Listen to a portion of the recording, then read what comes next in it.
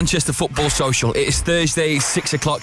That means the full-time Devils have taken over for an hour, talking all things Manchester United, not just the wonderful people in the studio. That is, of course, the team of Webby. Hello, Webby. Evening, Joe. And Gaz as well. Hashtag Gaz back. Hashtag Gaz back. But you as well, 0345 111 7625. Come and have your say. Come and get your call in nice and early so we make sure we get you on by the end of the show. We're going to be talking about Ashley Young. He's got a new contract at Manchester United. What are your thoughts on that? We're also going to be looking ahead to Fulham and PSG. Some big games coming Manchester United's way.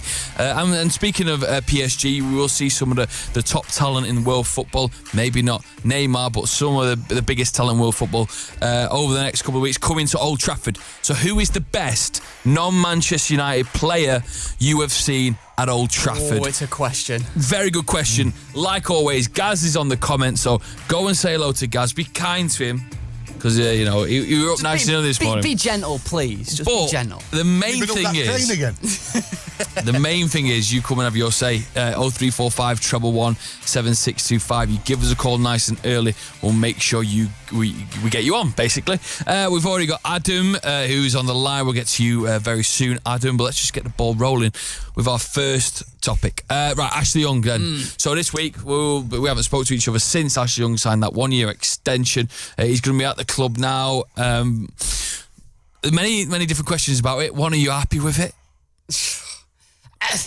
I don't know, mate. I mean, I'm not like annoyed about it, because it's not like I desperately wanted him out the club, but he's not United level if we're talking starting games for Man United. He is Man United squad level, and being a player who can play right back and left back, not complain at all, not moan, not throw his toys out the pram. He's an important player to have in the squad, and he's experienced, so I understand keeping him. But if he's starting too many games, mate, he's not good enough to do that. Really? Well, you're right in what you say, Gaz. There, if you want to go for the league, which we should be doing, you know, I do agree with keeping her around the squad, because the problem we had a few years back, we lost too many crucial players, Rio, Vidic, and Evra, and that experience went out of the dressing room. To keep him there, obviously he's going to start games. Now it's up to who we bring in this summer. We've been linked with a young kid at Palace. We've brought the young kid which Mourinho brought in, Dalo. So, you know, I do agree keeping around the squad, but let's see how many games he's played. But you can't knock him, you know. People forget he can play either left or right side, midfield stroke wing. So he's good enough. If he stays fit, it'd be great for the squad. But if we seriously want to go for the league title, then we've got to be looking at better options than Ashley Young. Second question then is, who made this decision to give Ashley Young his extension? Go on, Gaz. Wasn't me. That's a good question. This is the board, Andy, you know. Who did make that decision? Who made that decision? I think it was probably in place ages ago. Do you think? Maybe. Have they not consulted their permanent manager who's going to take over next season? Well, they don't know who that is yet. Oh, do they not? No, do they not? They don't, do they? But they can sort out an Ashley Young deal. But then we can keep some of the key players who really be shining for Manchester United, and I think are important, like Herrera and De Gea. What, they're going to just tease us then to the end of the season? That's going to be announced on Valentine's Day, that joke. It's a love affair. If someone has made that decision, the board has made that decision to give Ashley Young this extension, surely for us, we would have loved them to make that other decision and get Herrera and De Gea signed up. I'm sure they're working on it. So is there something going wrong there? I'm sure they're working on it. And also, Ashley Young's one of those things where if he wasn't going to sign the contract, we'd end up letting him go for free. I don't think we'd let Herrera go for free. I don't think there'd be any chance of that happening. I think Ashley Young, what would you get for him? 7 million? Something We'd like have that. to pay them, mate. All right, Adam's on the phone. Hello, mate. You all right there, mate? Yeah, I'm very good, mate. This show is all about you. 0345 111 7625. Come and give us a call. Adam's just disappeared as soon as he's gone on the line there. So we're going to go to Jason. Hello, Jason. He must have heard your voice, Gaz. I thought, not Gaz. Jason. Unbelievable. Both callers are... Jason, I can't... Hello, Jason. He's trapped in a tin can. Jason, if you're... Right, producers out there, if you're listening, get Jason and get Adam back on the phone, because I don't know what's going on there. Ashley Young then, looking to the future. Like you say, I want to talk about the ideas of Manchester United's board going into next year. What are their targets for this squad? And do you, top 4, but I mean, surely we could even be looking a bit higher. you got every Manchester United Football Club should be got to win the league season in, season out. Now we're not good enough. We've not been good enough since the day Fergie left. So we've got to be going for it, and we're still 4 to 5 world class players short for me. Have we got that money? As a new manager going to come in, he's going to be given that money to spend. Has he got his own ideas? That's what makes me think, obviously, to give Young the extra deal as a manager already been in place, etc., etc.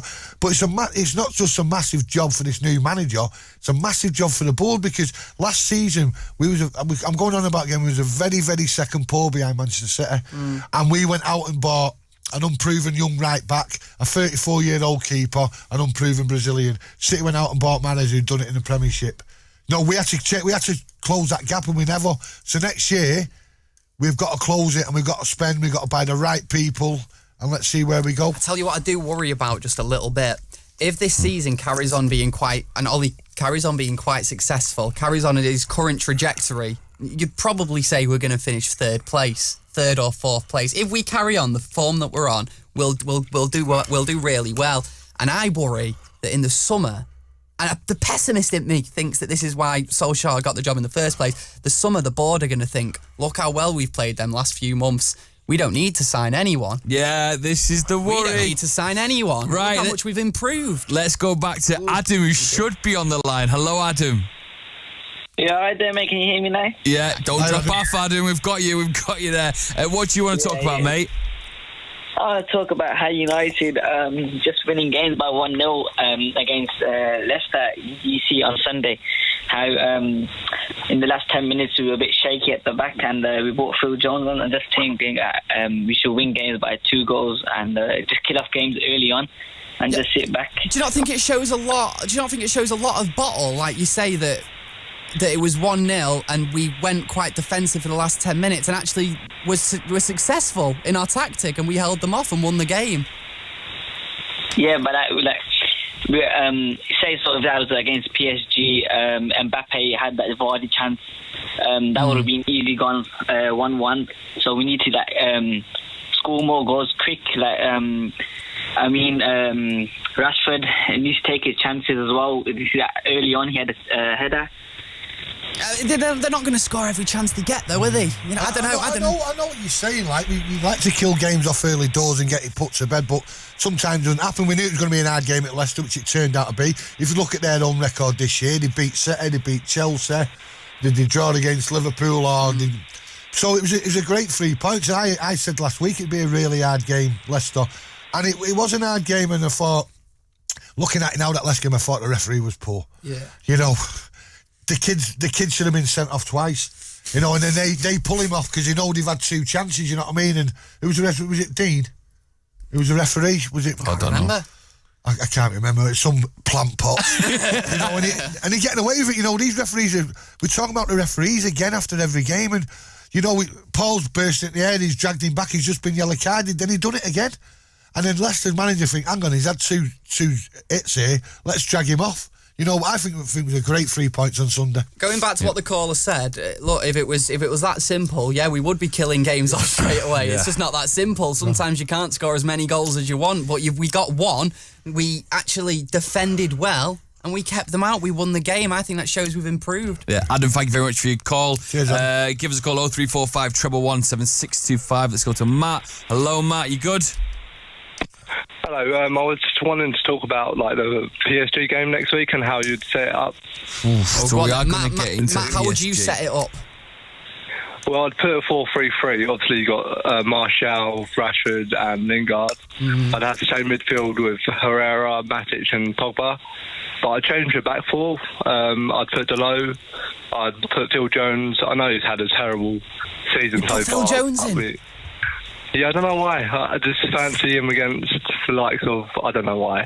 It's just why not? Or Chris Smalling, it's an e-back. Hang on, Sorry, mate. You asked why not, and then I thought, well, I mean, it's self-explanatory with Phil Jones, isn't it? Against Pete. Could you imagine, I know it's not going to be Neymar, is it? Can you imagine Mbappe running at Phil Jones's face?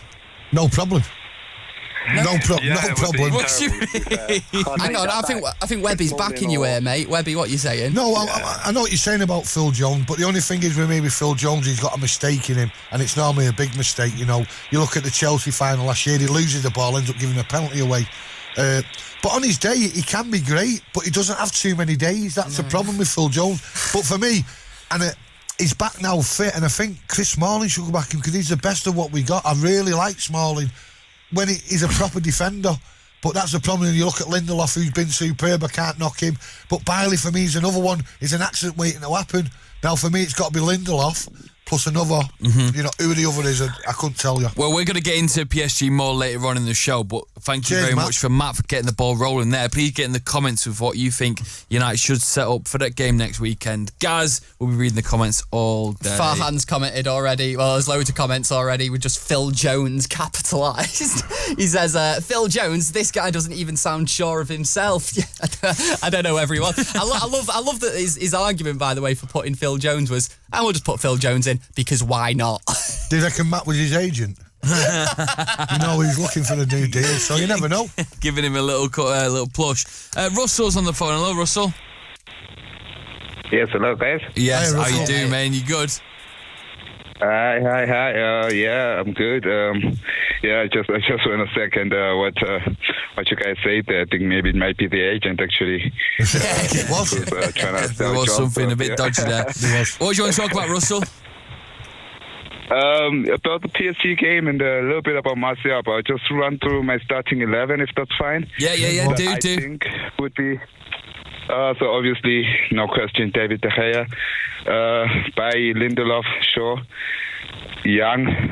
Yeah, I say that with the heavy heart. Ashley Young, Nemanja Matic, Ander Herrera, Paul Pogba, Martial, Lingard, Rashford.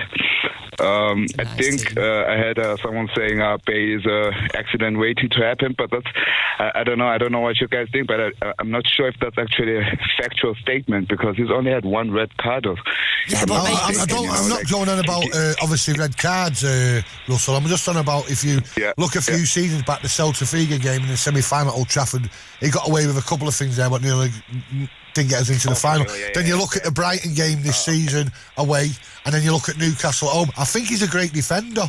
I think, you know, if he's up against a man like a Cavani, but if he starts messing about... What was that? All right.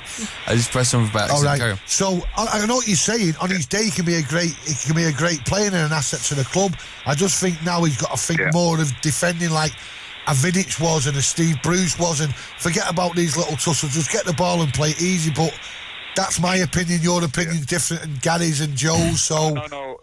I just want to say, Webby, don't get me wrong, I actually respect your opinion. I think I come here to listen to you most of the time because you've watched, obviously, United for a long time, so obviously you know more about it than me.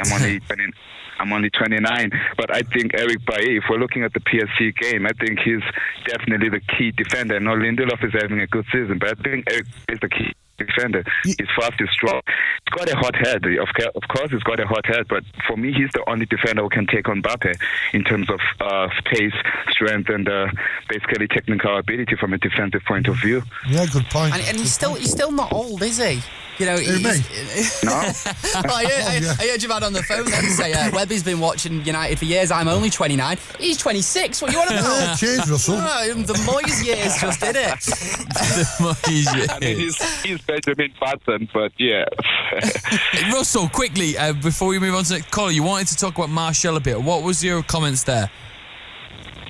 So I called in actually last week and I got a few seconds to vent in about Martial. Maybe I am Martial's agent, like the Jones agent, but I really, really believe that he is the gem at United because you look at this player, he comes in at a young age in a different country. I mean, I'm not from England, I'm from South Africa, but I can only assume it must be really hard for him. It's different from being in England, you know, and then he comes in with this huge price tag. He scores on his debut, he goes through 3 different managers, 2 of whom one of whom doesn't really fancy him. And somehow, before Jose left, he was still performing. He's the guy who actually kept us in this thing, sort of, in this top four kind of thing, if you really want to look back at it. And for me, it proved his mental side of the game, because I always knew he was a brilliant player, but I was worried about his mentality as a Frenchman coming into a different country at a young age. But maybe that's just me worrying, but I'm really impressed with how he's gone through it mentally. I mean, obviously he wasn't going to sign maybe if Jose was here, but I'm really, honestly, from a Man United fan perspective, I'm really proud to see a young player come from a different country and hold his own, you know? Absolutely. Russell, thank you very much. Top call from Russell. Before we get to Adrian, any comments, guys? The comments in, a lot of people agreeing with what Russell was saying there about Martial.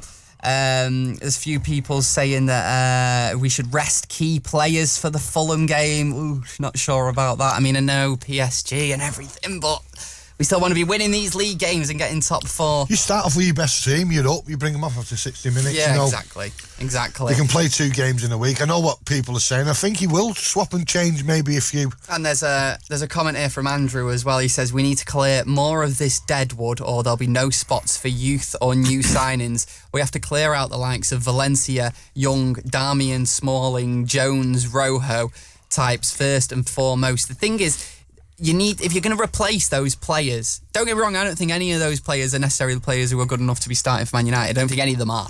But if you're going to replace them, you need to bring in young players to replace them, because I don't think we have enough people in our academy who can replace every single one of those players to the same ability. Final caller of this section. Adrian, hello, mate. Hi, how you doing? Very, very well. Thank you very much for calling us, mate. And anyone watching or listening, 0345 111 7625. Get your calls in now. We've got 40 minutes left of the show. And do what Adrian's done and come on and just talk about Manchester United. Mate, what do you want to say? Yeah, it's been a while. I've been wanting to call him for a while about Fergie's involvement in the appointment of Solskjaer. Okay. Now, Fergie appointed Moyes without an interview, and obviously over the last 5 years it's not gone very well. And he's obviously had a look at it since his recovery and thought, how can I change this? How can I, the thing that he's built Manchester United to the global superpower that it is now. And in the last 5 years, it's not gone very well. So obviously he's trying to rectify that mistake that he made. So that I don't think sorry, mate. Like, I agree what you're saying in a sense, but I don't think we can put all the blame on Fergie. I don't think it was solely his choice to give Moyes the job, and I do think that he did come out after, didn't he, and say Moyes was just on a list with other names like Ancelotti and things like that. Yeah. I think the fault of Moyes was surely everyone at the club at that time, not necessarily just Sir Alex Ferguson. And I also don't think this time around he was the one to solely make the decision on Solskjaer, especially not with how ill he's been recently. Exactly, and he's obviously recovered, and since September, October time, there's been talk amongst the whole board, how can we change this? And they've obviously been waiting to see, what was going to happen, and then the Liverpool game just ended it. That was a final decision. So they would have had a short list of ex-players or ex-coaches, and I'm sure the way Solskjaer handled himself as a reserve coach, and the fact that he has won the league in the Norwegian League, and it's only the Norwegian League, but Molde is not the best team in Norway, and it was Rosenborg. So I think Solskjaer is going to get the job. It's just a matter of time how we do well against PSG, but I think we are going to beat PSG. Oh, bit of confidence there from Adrian. I like it, mate. Oh, without a doubt. If we're going to beat PSG, then how far are we going to go, Adrian? We're going to win it. No, I'm sorry, Adrian. Go. Right, get your comments in to Gaz. Adrian, thank you very much for your call. I got Imi, I got Cam, I have got Damien on the phone, and we're going to get to you in a couple of minutes. It's me, it's Gaz, it's Here's a quiz. I've not got a quiz today. I wonder why. Not got a quiz. Chicken wing Joe. I wonder why. Is that why? No quiz for me today. We'll be right back in a couple of minutes with more of your fan phone in right after this. Excess United Football Social with Full-Time Devils. Welcome back to the Manchester Football Social. It is the Full-Time Devils takeover. I'm joined by Gaz and Webby for the next hour, well, till 7 o'clock. We're going to be talking about Manchester United. We've had loads of calls in. We've got the YouTube comments up that we'll be reading out as well. And it's all about you coming on and having your say. Get your YouTube comments in. Oh, by the way, we're talking about Fulham previewing PSG. Get the comments in. Listen, Gaz has just seen a comment on his head fell off. Listen, there's some great opinions, and we welcome all opinions. This one, though, I massively disagree with. It comes from the right place, but it says, why do we even have academies if our youth can't get past the likes of Young and Lukaku? That is so disrespectful to Ashley Young and Romelu Lukaku to suggest that our 16, 17-year-old lads should be better than them. That's not how it works, is it, Webby? These lads develop, they get experience, and they get better. Lukaku and Ashley Young, even if we don't think that they're great quality, they're very experienced footballers. They're better than 17-year-old kids. If you look at some of the kids coming through, and obviously we're going to go about Greenwood, if they're good enough, they will get their chance. You just got to wait for their chance, you know. The under-18s are doing well again. They won again at Everton the other night. You know, they're playing some great stuff. And if they're good enough, Garner's been brought into the squad. So we have got kids there and they will get the chance because they are good enough. They've not even had a chance to develop their bodies, though, yet. Bit like your baby guppies. Yeah. A bit like Gaz in general. Right, I've got Imi and Cam on the line. Let's go to Imi first, though. Hello, Imi. Hello, Imi. Hi there, can you hear me perfectly? Yeah, lovely, loud and clear, mate. You're on the show. What do you want to talk about? First of all, I just want to say, rest in peace, Busby Babes. I was there yesterday, and same here, pal. Obviously, 6th of February is obviously a dark day for everyone, including the families and even the fans back then as well, who were affected by it. So, just want to get that out of the way first. But yeah, first of all, I just want to talk about the mood within the fans and around the club. I think it's been an unbelievable, since Ollie's coming, obviously, a lot of things have changed, not just within the club, but obviously within the fans, obviously under Mourinho, it was much different. Whenever I used to go to the games, everyone used to be like stressed out, depressed, and, That was before 3 o'clock. He was in the canal. I was in the canal. I tell you what, you're spotting on what you're saying there.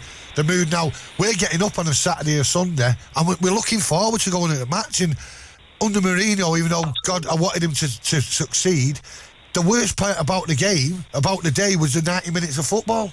It was horrible. And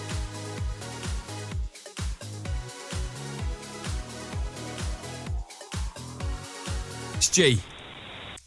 Yeah, the next couple of weeks, we've got Fulham, PSG, Liverpool, Chelsea. These are massive games, and I believe we can, obviously, no doubt we can beat PSG and Liverpool. No doubt about that. Obviously, these games are massive, and it depends on where we stand at. And, obviously, we need to beat Fulham. We need to keep that top 4 spot. We can't lose that spot. But PSG, I think, no doubt we can beat them. There's no Neymar. That's correct. I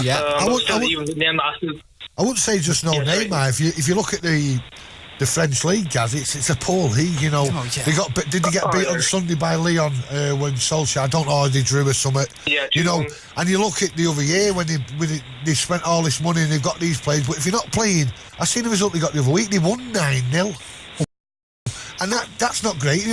They're going through second gears, and when they've got to come into these big matches, they're not. I'd say they're up for it, but they're not ready for it. So I do think we can knock PSG out. Let's bring in. You stay there, Amy. We've got Cam on the line, mate. Hello, Cam. Hey, dude, you all right? Yeah, I'm very well, mate. Now you've got an idea of the PSG game on the weekend. What is it you thinking of the week? Sorry. I think we're going to turn them over, like we're Man United, and we're back. Like, now, I can't wait to play Liverpool. I can't wait to play City, just like you lads were saying. We're not like a funeral team no more. And, talk about PSG, I think they'll be fearing us.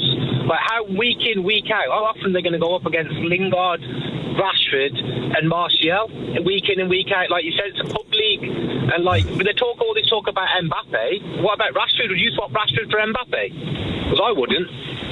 Don't think that's a show in itself. That, mate, we can't throw that curveball in there. Cam, so you're confident then, mate, that when it comes to PSG, Man United have got what it takes to get the result. Without a doubt, we're a different team now. Like, he's gone. We're a completely different team. But, like, one thing I was going to ask you, lads, which I'm a bit concerned about, I want Ollie Goldson to be the manager now. Definitely done a good job. But do you think he can handle, say if we go out in the summer, we buy a world-class player with a bit of an attitude, like Pogba and all that, they know him. Do you think can he handle that? I don't think we'd look at a player like that if they come with a bit of baggage, you know. What's disappointing me is that obviously we're under the previous manager, how some of the players down tools, and it was upsetting to see, and I think they cheated us fans, you know. And then you see the performance you're putting in now, and I'd love Ollie to get the job, you know what I mean? I loved him as a player. He was superb. He'd done what he needed to do. He was never moaned he was on the bench. He could have gone to Tottenham for a lot more money, stayed at United, you know. I'd love him to get the job. Will he get it? I really hope if we carry on like this, then I can't see him not getting the job. But regarding that, I think he'll look at the players, what a Manchester United player, you know, not some of these who are great players but got chips on their shoulders and the baggage comes with him. I think if Ollie's a man, he'll get what he wants and what's right for the football club. Can I say thank you to Cam and Imi, both Top wonderful man, Cam, callers there. Give us a call back later on in this month, because we would love to see what the results are like against PSG and get your reaction to that. 0345 111 7625. If you're listening, make sure you give us a call, and if you're watching, the number will be a longer screen for the next half an hour. Give your calls in now so we can get you on air. Gaz, the comments. Couple of comments there on YouTube. Brian Pearce says, Rashford is so much better than Mbappe. He's playing in a pub league, is Mbappe. That's another big shout. Paul Lucas says, no Verratti or Neymar. Yeah, I think that one just came out in the last hour or something. I got that wrong there. Verratti's going to be out the first leg for PSG. So as well as Neymar, that's another man, another key man that they've lost in that game. A midfielder as well. Did he seem to play... Get me wrong here, I don't really watch a lot of that French league, but neither do I. Don't. But did he play the old keeper in nets? Well, Buffon. Does he play in the Champions League game and the other kid plays in the league game? Tell us in the comments. Yeah, I think he does. You know what I mean? He's a 39-year-old goalkeeper there who, don't get me wrong, in his day the best in the world, but he's got to be past his best now at 39. You know, and Alves, he's now he must be 35, 36. He is, yeah. I really think if we go at him, do you know what the biggest thing is on that next Tuesday night? The crowd. Yeah. You know, when you only played at Anfield this year, and I hate to say it, the crowd scared them. They didn't know what hit him. You know, so we've got to be loud and proud. Obviously, the away games count for themselves. We know what happens there. But next Tuesday night, we have got to make it like it was in Barcelona 83. Make them scared. Make it a fortress and take a couple of goals away. Let's go to Damien. He's on line one. How you doing, Damien? Hello, can you hear me? Yeah, I can hear you loud and clear, mate. So you want to talk about transfers? No, not really. I mean, you asked the question before about who was the best player we've seen play against United. Yeah, that's coming on. Start the conversation now. Bring it on. No, are you talking about this year? Because that's what I thought you were talking about. The thing is, as you as a person, who's the best player you have seen live? Now, I'll tell you my people later, but it's who you've seen live. It could have been 4 years ago, 10 years ago. All right. Well, if it's that conversation, I mean, I always respect any player that plays and beats Man United on his own. And there's a few players that have done that. I remember Fowler getting 2 goals against us. I remember even Micah Richards when he played for City. But I'll never forget Kaka when he came and played at Old Trafford. That's one of mine, yeah. And another game was an away game, but when we lost 4-0 to Barcelona and Stoichkov absolutely destroyed us. They're the ones that stand out to you. Romario and Stoichkov, what a partnership that was. But that was under the Fulham rule. We had Gary Walsh in there, so we might as well have put Paddy Roach in there. That was the foreign rule, you know. Giggs was like a foreigner, yeah. And Irwin and Schmeichel was sat in the director's box near us. I don't know I got in the director's box that night. That's another story. But it is. Very good. Damien, go on, sorry. Go on.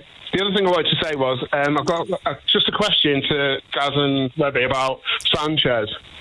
And everyone's going, play him on the right, all this rubbish, play him on the right. You know, he'd be about as good as Mkhitaryan was on the right. And it's like, why can't we play 4-4-2?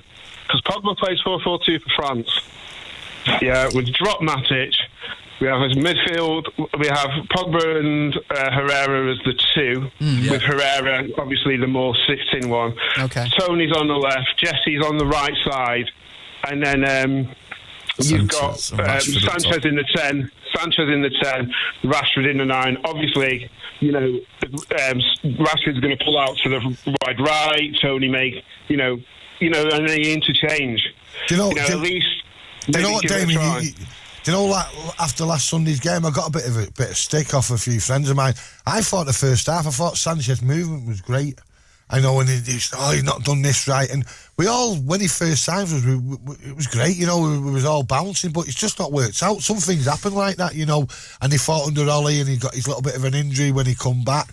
There's still a chance, but for me, the jury's still out, he's not doing it for me, for what he's got. But I always said that Arsenal, he was one of the players that I never feared when we played Arsenal, thinking, well, he's playing today. He had more... some of the Arsenal players, like in years gone by, Perez and Bergkamp and players like that, people who have looked up to him thinking they could destroy us, but he wasn't one. Maybe there's time left yet, only time will tell, but he's had his chances, so... I'm really not sure about time being left for him, to be honest. I mean, for this season, Gaz, I think this season, if he doesn't do it, then that Chinese window could open up again. He could join Marion over there and have a night party. Imagine that. Maybe that's what their front two will be, Sanchez and Fellaini. Can you imagine? Damien, thank you very much for your call. We'll go to guys in the comment section on YouTube straight after Mike, who is on the line. Hello, Mike. Yeah, lads, first time caller. Good luck, Mike. Enjoying the show so far. I just want to talk about the feel-good factor, really, in Old Trafford since Solskjaer's come in, to be honest. Have you felt that as a fan, Mike? To be honest, when Mourinho came in, I was so optimistic, the pedigree of the man.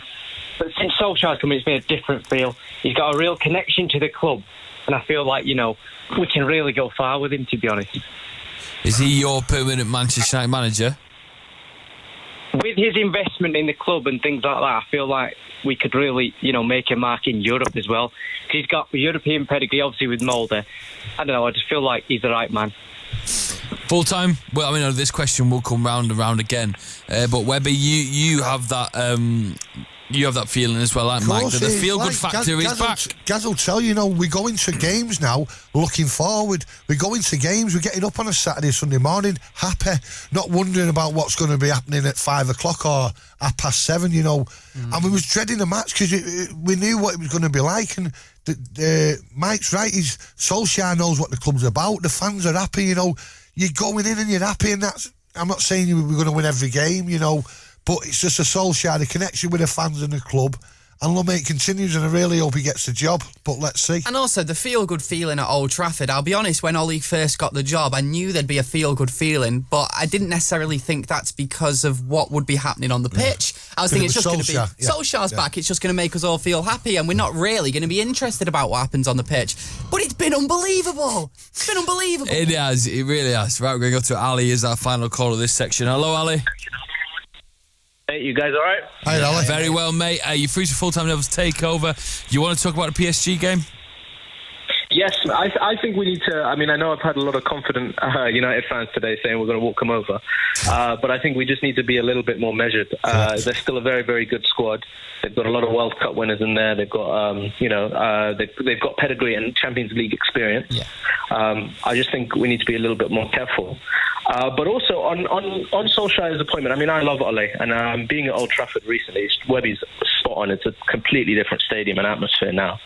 But I just felt like when we hired Moyes, it was a knee-jerk reaction, sort of saying we need a long-term manager. He'd been at Everton a long time. Then we went after Louis van Gaal because we said we needed a big atmosphere, a big personality to take control of that squad. Then we hired Mourinho, who was pretty much just because the ones across the road had hired Pep. Yeah. And I just think they've all been knee-jerk reactions, and the club now has an opportunity. The great thing with Ollie is to just breathe a second and think about who the next manager will be. Ollie's done great, but there's no reason we have to hire anyone till the end of the season. Let's see how he gets on at PSG, see how he gets on against You're spot on there, Ali. You're spot on there, mate. I go again about what the mob across the road did, when Pellegrini was a manager. They got Guardiola in and they were working behind the scenes it's got to be right. The next manager has got to be right for Manchester United Football Club. Whether it's Ole, it might be someone else, but the board now has had 6 months, we'll have at least 5 or 6 months to pick the right candidate, and it's got to work well this time because the last 3 haven't. But at least they've got time now. It's almost like a trial for Ole. It's a brilliant position for Man United to be in, and it was a brilliant position when Ole got the job because he wasn't really under any pressure when he got the job, but now he is, isn't it? It's like once he announced he was going to be an interim manager, you knew it wasn't going to be someone of the greatest manager, so it's worked well for the club. And don't get me wrong, what you're saying, guys, Solskjaer has brought my football club back. And that's what we was asking, because it had gone since Fergie left. It had gone. It was at some point. I always remember what Moyes said at a press conference. I wanted to jump down the telly. We'll make it so hard for Newcastle. We were champions of England. And it was speaking Everton mentality. I'm looking at it now and I can't see any way that you can't want Ole to get the job at this point. You look at the last managers that we've appointed. Moyes, because they thought he was in the mould of Ferguson, whatever that meant. Van Gaal, because he was a big name. He'd done it all in the game. He'd won trophies, not necessarily with a track record of playing great football, though. Exactly the same for Jose Mourinho, but he also had the advantage of managing in England. We've given it Ole Gunnar Solskjaer now, a player who has the opposite of that, no experience really, but we're playing the best football we've played in 6 years. 6 years is such a long time. Amen. Get in the comments section. We're going to take a little break. We're back with more of your calls, a preview to Fulham, as well as talking about the best non-Manchester United player you've seen at Old Trafford. Get in the comments now about that, and guys will read them out right after this. Final part of the show, the Full-Time Devils Takeover. We've been with you from 6 o'clock. What's up, Webby? My dad's just texted me, he said, say hello to Joe, and he said the best person he's ever seen live at Old Trafford is Georgie Best. But obviously we've done about non-United players. We all know that probably one of the best United one was Bestie, but from my old man he says, hello Joe, you're looking good. Oh, cheers mate. Oh, this is mate. Webby's tips of how to look good and impress. Is that right? No. You can get online on YouTube and give us a call 0345 111 7625. Vicky's on the line. We're going to get to Vic soon. Also, always get in the comment section. In this section, we want to talk about the best non-United player you've seen at Old Trafford. Webby's got loads. We're going to get to him soon. But guys, you're going to be reading out the comments. Yes. So get yours in there whilst we just have a little chat with Vic. Hello, Vic. Hello, mate. How's it going? You all right? Yeah, very well. Thank you very much for waiting, Vic, and getting online, mate. What do you want to talk about? I just wanted to bring up the transfer issues. So I was just wondering, like, who do you think, who are your guys' targets? Who would you like to see the club sign? Because for myself, I think we've all identified that, we need a right back, centre back, right winger, and probably a CDM as well. So I've sort of identified De Ligt. I'd love to see. Give it me then. Give me your list, pal. Yeah, I'd love to see De Ligt. I'd love to see either Ndidi from Leicester or Ndombele. Ndidi is a good shout, yes, Ndidi is a good shout. Okay, continue. I like this. Good list. And then I would say probably Lozano for the right wing.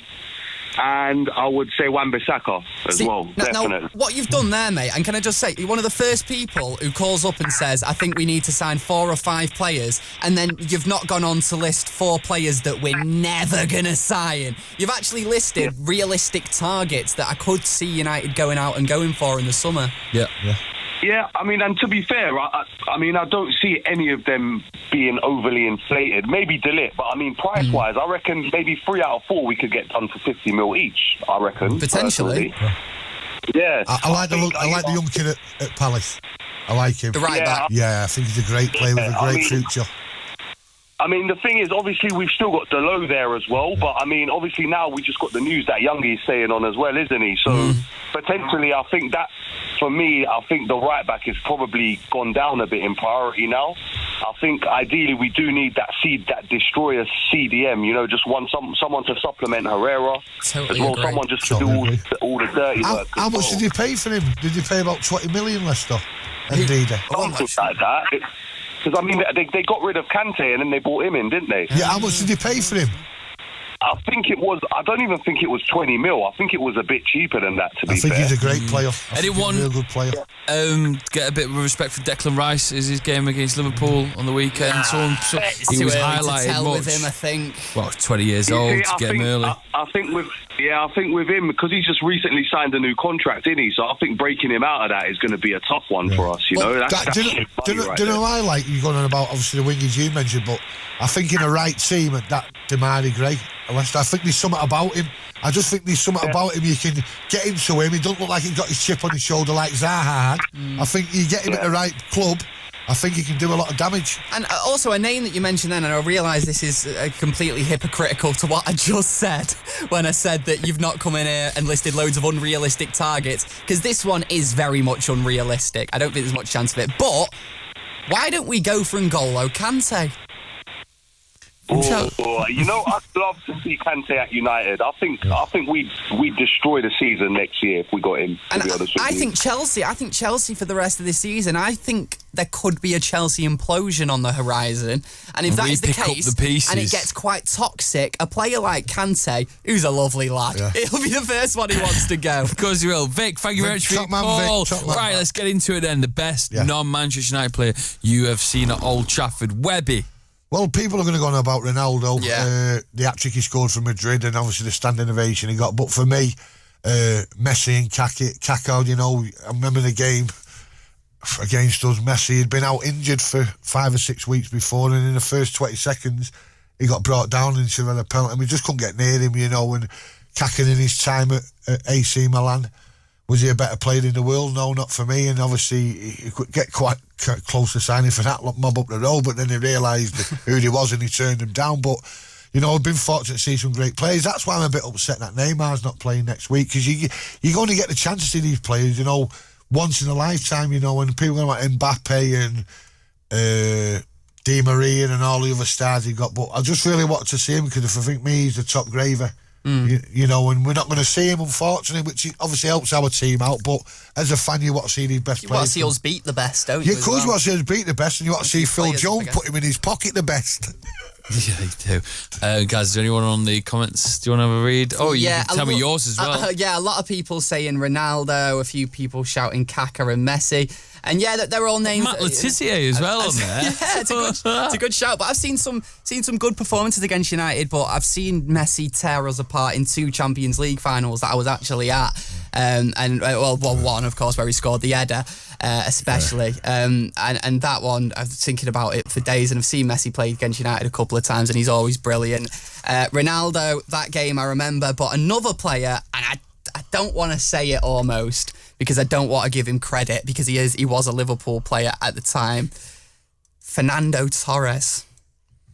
When he turned up at Old Trafford with Liverpool, he had Vidic on toast every time. Delicious. Every time. Well, going back, obviously, Premier League, there's one player for me who used to stand out with every time we played him was Perez for Arsenal, you know. And you look at right, if you're the home team, and when this player gets on the ball and you boo him, that's because you're scared of him, you know. And for me, Robert Perez was a great player along with Bergkamp, but for me, Perez used to shine all the time, and I didn't like him. Keep getting in your comments. We're going to go to one last caller. We're going to get Webby's final word, and then we're also going to let you know that there is a preview out. Manchester United did a preview, Fulham. We also Full-Time Devils. Full-Time Devils. Preview for the game this weekend. I've lost my head. I've done really well, but the final couple of minutes, I'm going to pass out. Raphael, you're the final caller on the show. How are you? Hello, can you hear me? Yeah, I can hear you, mate. You've got about a minute and a half. Take the wheel. What's going on? Basically, I just wanted to say, like, regarding like transfers in summer, I was thinking, say like we bring in a Koulibaly, like who's gonna partner him? Like, is it Lindelof? Is it Bailly? For me, it's got to be Lindelof. Then? What do you think? That's what I think him and Bailly would be more solid defensively, but then you can't leave Lindelof out because of his performances. Yeah, rotation. We'd have to do a bit of a rotation system, and players get injured, don't they? I think if you're going to go for the league and all cup countries, you need virtually 2 players in every position. You know, the Mob City's got it. You know, they've got virtually two teams. I think if you've got to go on all fronts, you've got to have at least 2 for every position. So that's what we've got to do. You know. Raphael was the final call of the show. Thank you very much, gents. And thank you very much, everyone who gave us a call. If you're watching this back, we are live on Thursday, 6 till 7, and you can always get in touch and get involved in the show. Webby, a little Fulham prediction for you both quickly. 4-1. 4-1. 3-1. Stay with 3-1. Right, Webby, take the lead, mate. This is your final word. Thank you very much for listening and watching. Download the podcast. Subscribe to Full Time Devils. Watch the preview. Take it away, Webby. Yeah, the final word is obviously what Imi went on about before. I was down at Old Trafford today paying respect for Munich. Top notch by the club again. They do it every year, and obviously it was great to see Ollie there and Michael Caddick and Kieran McKenna. Brian Robson was there, and it was just a great, even though it was a summer thing, it was great to be there. And I know people have got to go to work, but a lot of people booked the day off, and I've seen some old faces there. And I must thank the club for making it a great afternoon and paying respect to the people who passed away. God bless them all. Excess Man.